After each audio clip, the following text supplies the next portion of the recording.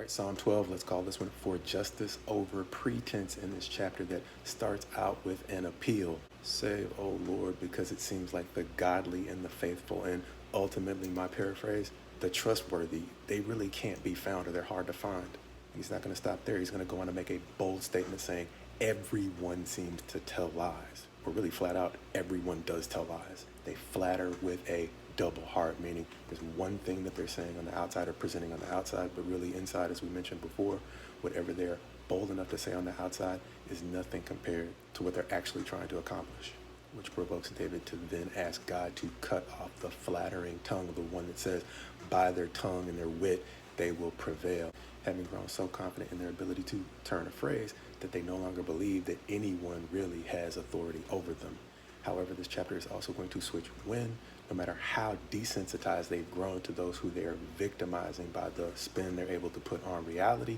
God still feels the pain of the oppressed, as God is going to seem to intervene to say, I will arise, because the cries of the poor and the needy have actually reached my ears because of the degree to which they have been oppressed by those who don't believe there's any authority to hold them accountable.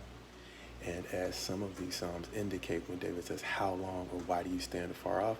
Sometimes God's promises in situations where we are really going through difficult times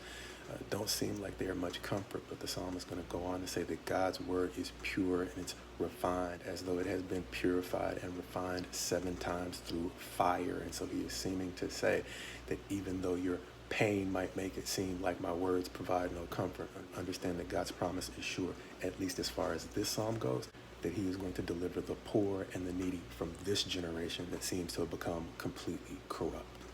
Chapter 12, quite possibly showing us a third way that we can be tempted to seek freedom from God, something that was a problem identified all the way back in chapter 2, which asked, why do the nations rage against God and his anointed? Verse 3 reading, let us burst their bonds apart and cast away their cords from us. Going back to chapter 10, it described the way in which we can be tempted to seek freedom from God through what seems to be clever schemes, which is followed by chapter 11, which brings out the times in which violence or simply taking our way by force seems like a more expedient way of getting our way than waiting on God.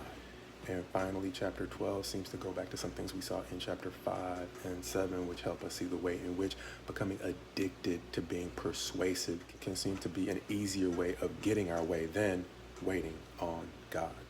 And going back to Psalm 8, that reminds us that we are really just middle management. It's easy for us to forget that we are really stuck in a power struggle between 2 higher powers, God and the enemy, otherwise known as the devil. And even though waiting on God or finding refuge in God requires us to wait through some extremely difficult circumstances, the only alternative, even though we might think that we're making our own way through hot schemes, force, or a clever tongue and a way with words, ultimately those schemes are coming from the enemy. And as with any other deal or contract, the devil is in the details. And one of the details that the enemy typically leaves out is, as we've seen in previous chapters, the degree to which these kinds of habits lead to self-destruction and destroying the trust in our relationships with others, prevent us from being able to form deep, meaningful relationships because nobody can really trust you. And ultimately, to the degree we are able to get our way, we leave a trail of broken hearts behind us